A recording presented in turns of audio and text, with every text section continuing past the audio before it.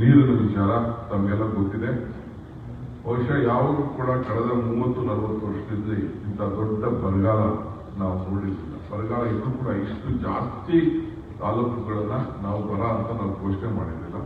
But still ಆಗಿ ಕಾವೇರಿ ನೀರು ಎಲ್ಲಿ ಒದಗಿಸ್ಕೊಡ್ಬೇಕು ಆಗ್ತಾ ಇದೆ. ಅದು ನಮ್ಮ ಇದು ಬೋರ್ವೆಲ್ಲು 7,000 ಬೋರ್ವೆಲ್ಲು ಬೆಂಗಳೂರು ನಗರದಲ್ಲೇ ಇರಂತ 13,900 ಚಿಲ್ಲರೆ ಏನಿದ್ದಂಥ ಬೋರ್ವೆಲ್ ಅಲ್ಲಿ ಸುಮಾರು 6,900 ಬೋರ್ವೆಲ್ ಅಷ್ಟು ಡಿಫೆಕ್ಟ್ ಆಗಿದೆ.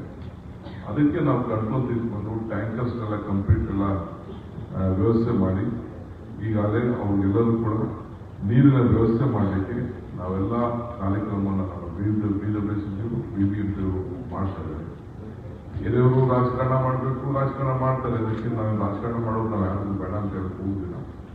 ಆದರೆ ನಾವು ನೀರಿನ ಏನು ಕ್ರಮ ಕೈಗೊಳ್ಳಲಿಕ್ಕೆ ಯಾವ ರೀತಿ ಒಂದು ದಂಧೆ ನಡೀತಾ ಇತ್ತು, ಆ ದಂಧೆನ ನಾವು ನಿಯಂತ್ರಣ ಮಾಡಲಿಕ್ಕೆ ಈಗಾಗಲೇ ನೀರನ್ನ ಖಾಸಗಿ ನೀರನ್ನ ತೆಗೆದುಕೊಂಡು ಬಂದು ಆ ಟ್ರಾವೆಲ್ ಟೈಮ್ ಮೇಲೆ ರೇಟನ್ನು ಕೂಡ ನಮ್ಮ ಕಾರ್ಪೊರೇಷನ್ ಅವರು ಫಿಕ್ಸ್ ಮಾಡಿದ್ದಾರೆ. ಅದಕ್ಕೆ ಸಪ್ರೇಟ್ ಆದಂತಹ ಒಂದು ವ್ಯವಸ್ಥೆ ಕೂಡ ನಾವು ಮಾಡಿದ್ದೇವೆ. ಆನ್ಲೈನ್ ವ್ಯವಸ್ಥೆ, ಆಫೀಸರ್ಸ್ ನೇಮಕ ಮಾಡಿದ್ದೇವೆ, ಎಲ್ಲ ಮಾಡಿದ್ದೇವೆ. ಇನ್ನು ಮುಂದಕ್ಕೆ ನನಗೆ ಈಗಿನ next 2 months is very much important. ಬಹಳ ಗಾಬರಿ ಆಗುವಂಥದ್ದು. ಕೆಲವು ಸ್ಲಮ್ಸ್ಗಳಲ್ಲಿ ಕೂಡ ನಾವು ಯಾರಿಗೂ ನೀರನ್ನ ಚಾರ್ಜ್ ಮಾಡ್ತಾ ಇಲ್ಲ, ಫ್ರೀಯಾಗಿ ಕೊಡ್ತಾ ಇದ್ದೇವೆ. ಕೆಲವು ಅಪಾರ್ಟ್ಮೆಂಟ್ಗಳಿಗೆ ಅವ್ರ ಅಪಾರ್ಟ್ಮೆಂಟ್ಸ್ ಮೀಟಿಂಗ್ಸ್ ಕೂಡ ನಾವೆಲ್ಲ ಕರೆದಿದ್ದೇವೆ. ಅವರದ್ದು ಕೂಡ ಚರ್ಚೆ ಮಾಡ್ತಾ ಇದ್ದೇವೆ, ಅವ್ರಿಗೂ ಕೂಡ ನಿಯಂತ್ರಣ ಮಾಡ್ತಾ ಇದ್ದೇವೆ.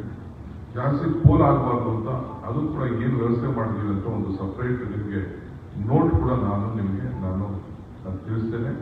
ಮತ್ತು ಕಾವೇರಿ ಕ್ಲಿಪ್ ಸ್ಟೇಜು ಮೇ 5ನೇ ಕೊನೆ ವಾರದಲ್ಲಿ ಎಲ್ಲ ಥರದ ನಾವು ಆದಷ್ಟು ಜರೂರಾಗಿ ಈ 110 ಹಳ್ಳಿಗಳಿಗೆ ಆ ಕಾವೇರಿ ನೀರನ್ನ ಕೊಡುವಂಥ ವ್ಯವಸ್ಥೆನ ನಾವು ಖಂಡಿತ ನಾವು ಮಾಡ್ತೇವೆ.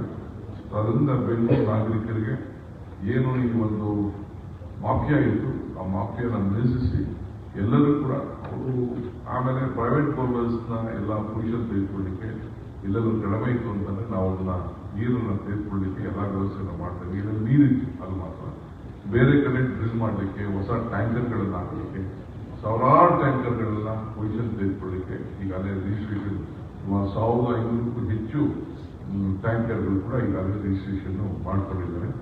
ಇನ್ನು ಕೆಲವು ಮಾಡ್ಕೊಳ್ಬೇಕು, ಅದಕ್ಕೆ ಇನ್ನೊಂದು ಸ್ವಲ್ಪ ದಿನ ಟೈಮ್ ಕೊಟ್ಟಿದ್ದಾರೆ, ಅವಕಾಶ ಕೊಟ್ಟು ನೋಡೋಣ ಅಂತ. ಪೊಲೀಸ್ ಅವ್ರಿಗೆ, RTO ಅವ್ರಿಗೆ, ನಮ್ಮ BBMP ಅವ್ರಿಗೆ, BJP ಎಲ್ಲರೂ ಕೂಡ ಎಲ್ಲ ಟ್ಯಾಂಕರ್ ಮೇಲೆ ಬೋರ್ಡ್ ಹಾಕ್ತೀವಿ. ಯಾರು ರಿಜಿಸ್ಟರ್ ಆಗಿದ್ದಾರೆ, ಯಾರು ರಿಜಿಸ್ಟರ್ ಆಗಿದ್ದಾರೆ, there be board, there be number. ಅವ್ರಿಗೆ ಗೊತ್ತಾಗಬೇಕು ಇದು ನಮ್ಮ ಸರ್ಕಾರದ ವ್ಯಾಪ್ತಿಯಲ್ಲಿ ಹೋಗ್ತಾ ಇರುವಂತ ಒಂದು ನೀರು ಅಂತ ಗೊತ್ತಾಗುತ್ತೆ.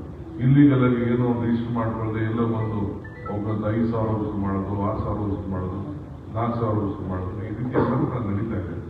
ಅದೆಲ್ಲ ನಿಯಂತ್ರಣ ಮಾಡಬೇಕು ಅನ್ನೋ ದೃಷ್ಟಿಯಿಂದ ಆ ಡಿಸ್ಟೆನ್ಸ್ ಮೇಲೆ ನಮಗೂ ಎಷ್ಟು ಖರ್ಚು ಮಾಡ್ತಿರ್ತದೆ, ಅವ್ರಿಗೂ 100 ರೂಪಾಯಿ ಲಾಭ ಸಿಗ್ತದೆ. ನಮಗೆ ಅದಕ್ಕಿಂತ ತಗರಲಿಲ್ಲ. ಅವರು ಟ್ರಾವೆಲ್ ದುಡ್ಡಿದೆ.